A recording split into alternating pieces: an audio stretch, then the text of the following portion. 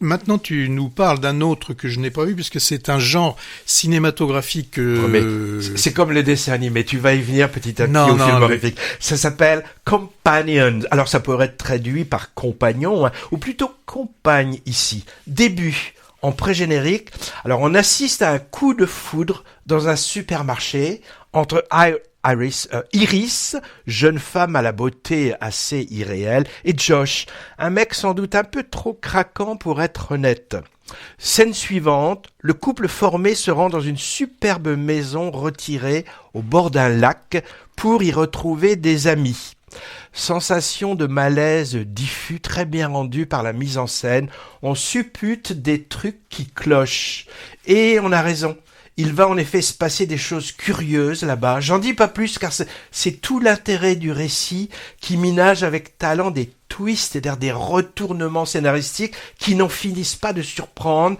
Il y en a au moins un chaque 10 minutes. Hein. Alors voilà un objet étonnant qui mélange avec bonheur les genres, hein, entre romance, satire sociale, thriller, film horrifique et science-fiction. Bon, je veux dire que j'ai marché à fond comme un gosse. Alors le plaisir et la surprise passée, on peut réfléchir aux thématiques du film. Alors c'est pas un traité socio-philosophique sur la masculinité, la féminité, la robotique et l'intelligence artificielle, mais quand même, hein. Alors le thème de robots, acquérant une conscience et voulant leur libre arbitre, voire prendre le pouvoir, hein. Ça c'est pas nouveau dans les fictions, qu'elles soient littéraires ou cinématographiques, loin de là. Qu'on se souvienne, Patrick, tu t'en souviendras, il y a presque 60 ans déjà de HAL, le dispositif qui gère le vaisseau spatial dans 2001, l'Odyssée de l'espace, il supplie qu'on ne le débranche pas. Pas de l'espèce, de l'espace. De l'espace, c'est vrai. Et puis il y a aussi Blade Runner, hein, bien sûr, avec sa chasse aux réplicants.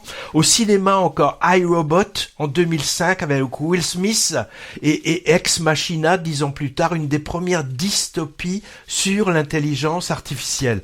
On a même eu droit sur le sujet à une version comédie française poussive avec Didier Bourdon. C'était L'Homme Parfait, flop en 2022. Et puis plusieurs séries sur le sujet existent. Je pense à la suédoise et glaçante Real Humans en 2015, vue sur Arte.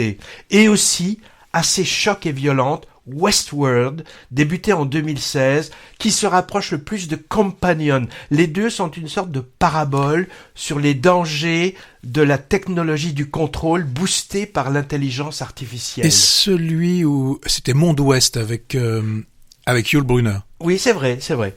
C'était d'ailleurs, c'est un peu la même histoire que Westworld, là, justement. Alors, qu'est-ce que je veux dire ? Oui, alors, il y a quand même... ce qui est intéressant, c'est que tout ça fait écho à notre angoissant futur Elon Muskien.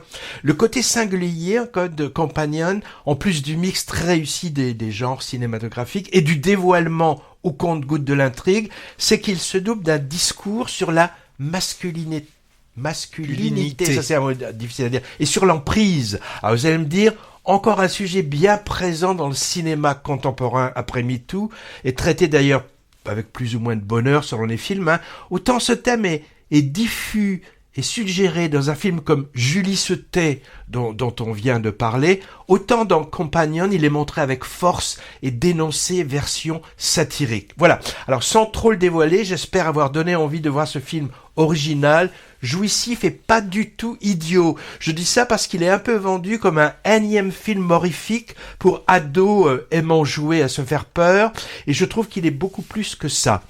Il tacle au passage l'humain qui n'en sort pas grandi entre manipulation, égoïsme et cupidité. Pour les âmes sensibles, je rajoute qu'il n'est pas trop gore, interdit au moins de 12 ans quand même, hein, donc n'y va pas Patrick. Alors on a vu pire, hein, par exemple le récent Substance. Companion est le premier long métrage très maîtrisé d'un réalisateur américain qui s'appelle Drew Hancock, avec la jeune actrice, son nom c'est Sophie Thatcher, je sais pas si ça a un lien avec Maggie. Alors elle est impressionnante dans le rôle d'Iris, hein. Je pense que les deux iront loin